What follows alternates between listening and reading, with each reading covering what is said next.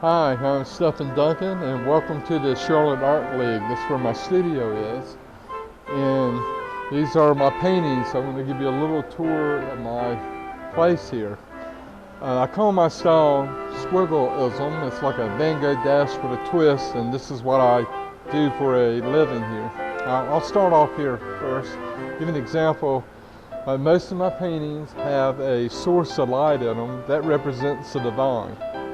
And you have the light comes down, and this tree I do symbolically as people with our branches reach down to embrace the light, and the roots in the ground are like our feet. So I tried to show that no matter how dark the world could be, that the light will be there to sustain us. That's kind of my theme I use with most of my paintings. The VanGoghGallery.com has 14 of my paintings, and they dubbed me the American Van Gogh. And so once I do like a painting, one or two paintings a year of Van Gogh's, just to get back into the touch his spirit a little bit, and to recognize him as the great artist that he is. This painting is kind of like Grace After the Storm. It's like you have this passing wind-swept storm that's gone by, and the tree is still standing, graceful, but it's kind of bent over. Kind of like I feel sometimes in the mornings when I get up. This painting, it's like a rise almost of the sunlight, and the trees are like paying homage or showing their respect or awe with the rising of the light. And the river is kind of like our journey that we're taking between life and death that leads us to the divine.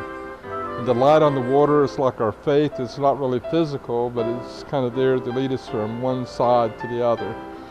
I love this painting with you have the light kind of shooting out this way, and it gradually gets darker as you go back, and it gives it a kind of a real spiritual kind of feeling about it. In a way too, it's almost like birth. It's like when you're getting ready to be born into the world, and you see that little opening of light to the next world there. And it's kind of like that canal that you go through to this whole new life and world waiting on the other side for you. This one is a black and white. What I do with my black and white paintings is that every painting tells a story. And colors are like adjectives and adverbs, and every stroke is like a word.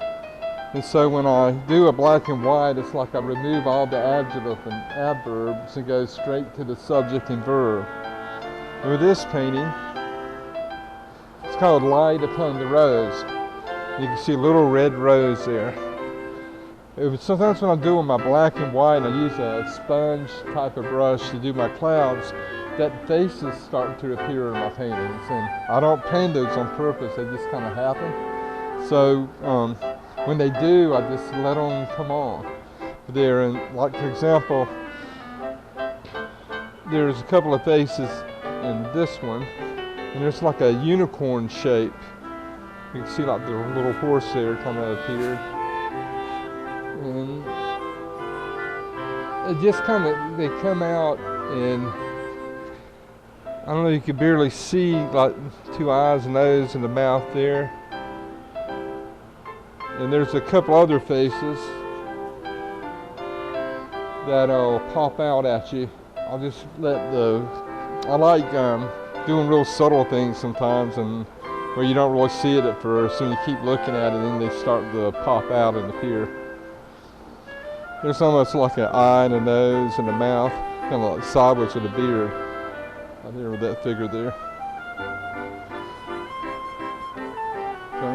This is my humble abode, and enter at your own risk. Some people call this the black hole, or that's where they came up with the theory for that, when you enter here. We have our paintings. When people walk in, these are some of our strongest paintings, so that they'll catch the people's eyes when they come in. And this painting is blazed in the twilight, This is one of my favorites here. It's only has like 2 or 3 colors to it besides the black and white. And this one, it's like that that saying that if a tree falls in the woods, did it really make a sound or not? And it's kind of like this tree, where I use the tree as symbolic of a person. And it's like they almost feel alienated with the rest of the world that's around them. And the world could be really cold to them. It's like so cold that they can't even put their roots in the ground. But yet there's the light on the other side that sustains it, gives it its strength and its life force.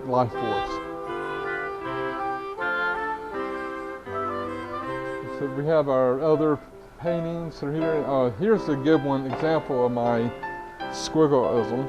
Oh, Jim fell over a stool. You okay? Yeah, I'm okay. All right. So this painting here, for example, the tree represents like a person. That the light is of the divine. And each squiggle is like a part of the divine, so I try to show that it's in everything that exists. So we have this tree here, and then there's this cloud that's kind of purple or ominous almost. And it could represent gloom or doom or some kind of bad event or depression maybe.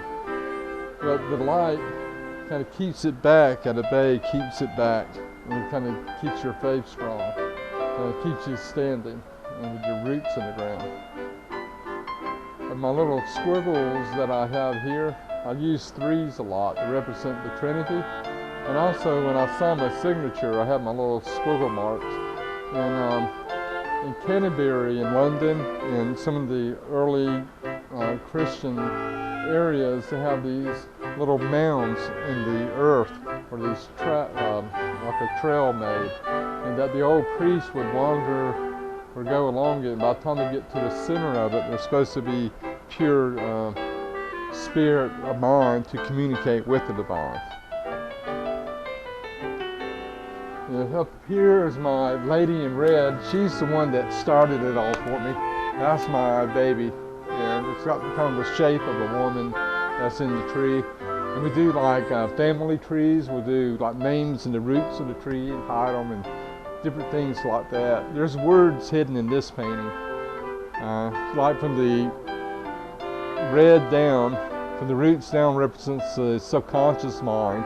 And there's words like id, superego, animalism. And as the farther you go up, there's a word like friendship, and more spiritual the words get to the very top, where it says the word God. And on one of those paintings I did, I put fried chicken. That's the top thing on there. Thought it was kind of good.